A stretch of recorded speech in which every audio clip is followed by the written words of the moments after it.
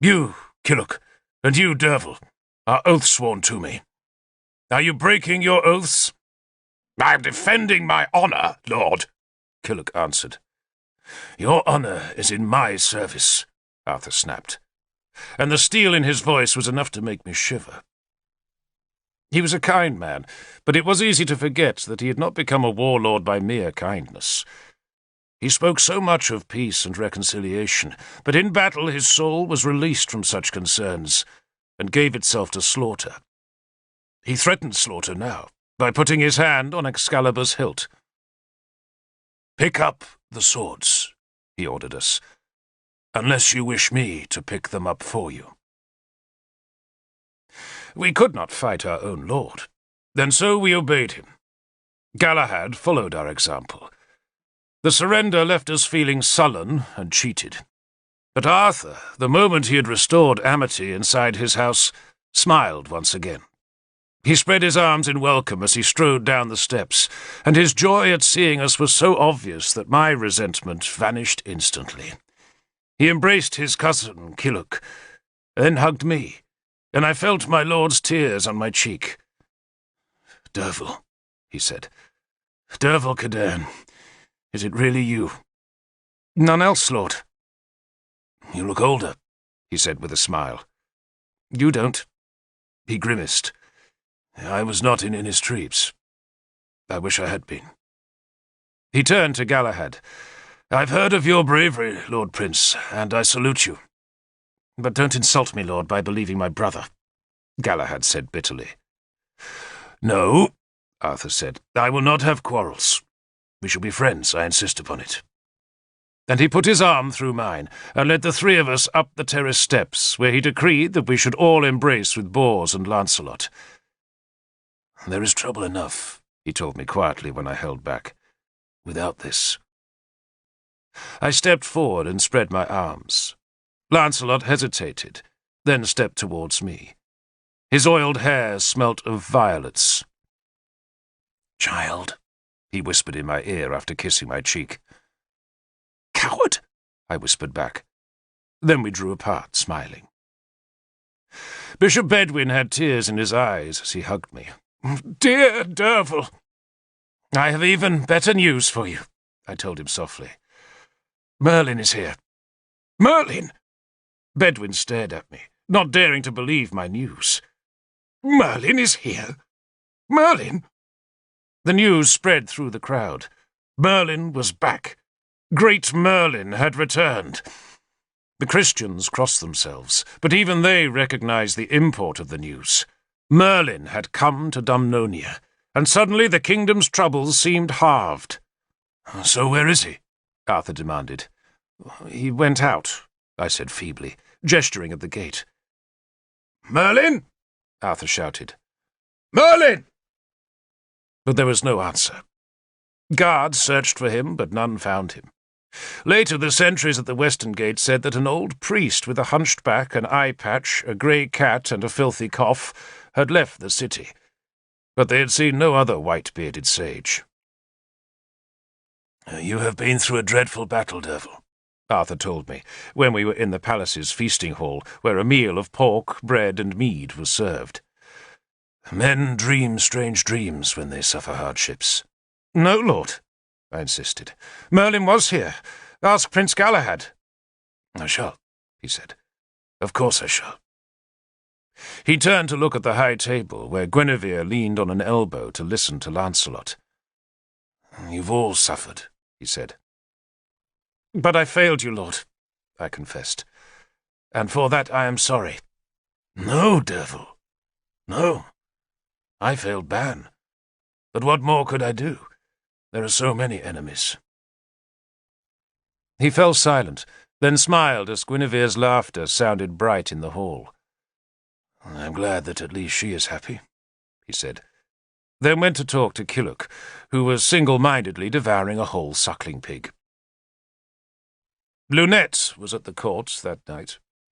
Her hair was braided and twisted into a flower-studded circlet.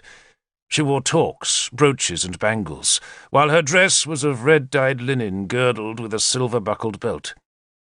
She smiled at me, brushed dirt off my sleeve, then wrinkled her nose at the stink of my clothes. "Scars suit you, Derval," she said, lightly touching my face. "But you take too many risks." I'm a warrior. Not those sort of risks. I mean, making up stories about Merlin. You embarrassed me. And announcing yourself as the son of a slave. Didn't you ever think how that might make me feel? I know we aren't together anymore, but people know we were once. And how do you think it makes me feel when you say you're slave-born? You should think of others, Derval. You really should. I noted she no longer wore our lover's ring, but I would hardly have expected to see it, for she had long found other men who could afford to be more generous than I ever could. I suppose Innistribes made you a little mad, she went on. Why else would you challenge Lancelot to a fight? I know you're good with a sword, Derval, but he's Lancelot, not just any warrior. She turned to look at where the king sat beside Guinevere. Isn't he wonderful? She asked me.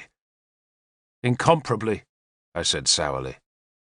And unmarried, I hear, Lunette said coquettishly. I leaned close to her ear. He prefers boys, I whispered. She hit my arm. Fool. Anyone can see he doesn't. See how he looks at Guinevere? It was Lunette's turn to put her mouth close to my ear. Don't tell anyone, she whispered hoarsely. But she's pregnant. Good, I said. It isn't good at all. She's not happy. She doesn't want to be lumpy, you see. And I don't blame her. I hated being pregnant. Ah, there's someone I want to see. I do like new faces at court. Oh, and the one other thing, Derval. She smiled sweetly. Take a bath, dear. She crossed the room to accost one of Queen Elaine's poets. Off with the old, on with the new. Bishop Bedwin appeared beside me. I'm so old, I'm surprised Lunette even remembers me, I answered dourly. Bedwin smiled, then took me into the courtyard that was now empty.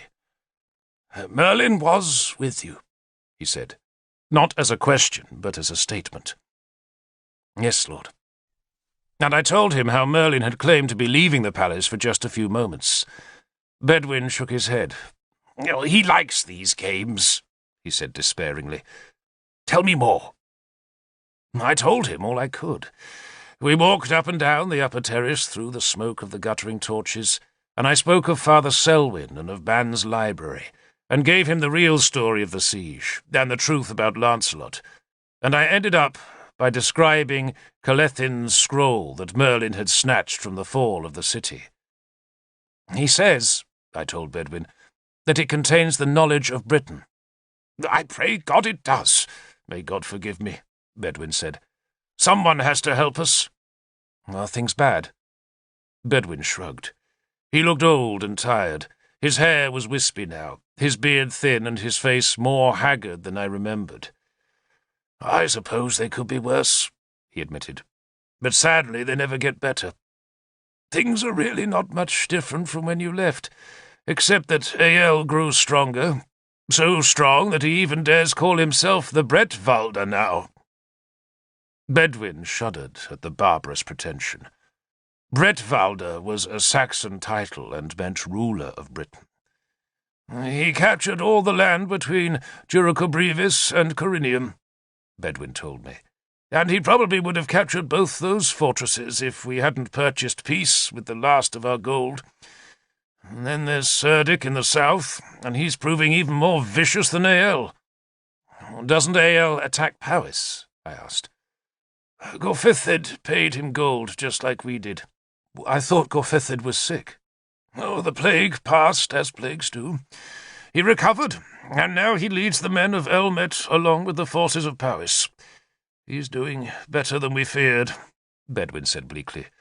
Perhaps because he's driven by hate. He doesn't drink like he used to, and he's sworn to avenge that lost arm on Arthur's head. Worse than that, Derval. Gorfithid is doing what Arthur hoped to do, uniting the tribes, but sadly he's uniting them against us, and not against the Saxons. He pays Gunlius's Silurians and the Black Shield Irish to raid our coasts, and he bribes King Mark to help Cadui. And I dare say he's raising the money now to pay AL to break our truce. Gorfithid rises, and we fall. In Powys they call Gorfithid the High King now, and he has Keenaglas as an heir, while we have poor little lame Mordred. Gorfithid collects an army, and we have warbands.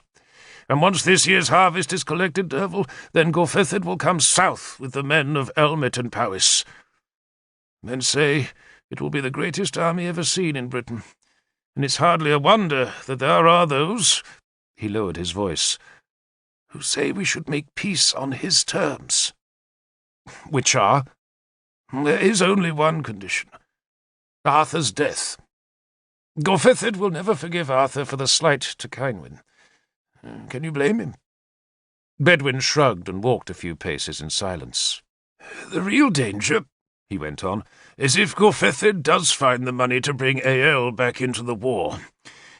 We can't pay more to the Saxons, we've nothing left. The treasury's empty. Who'll pay taxes to a dying regime?